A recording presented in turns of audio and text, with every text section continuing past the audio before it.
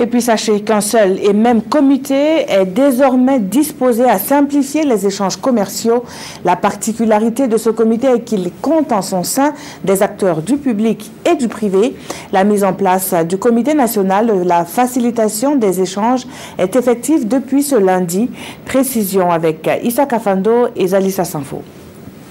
Comment rendre les échanges commerciaux plus rapides, moins chers, plus prévisibles tout en leur garantissant la sécurité?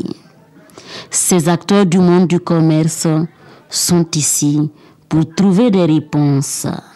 Et cet atelier marque officiellement le lancement des activités du Comité national de facilitation des échanges. Le département du commerce a pensé qu'il était très utile de réunir donc les membres de ce comité pour leur permettre non seulement de se connaître, ensuite de pouvoir ensemble planifier un certain nombre d'activités pour faciliter donc la mise en œuvre de cet accord et connaître aussi leur rôle.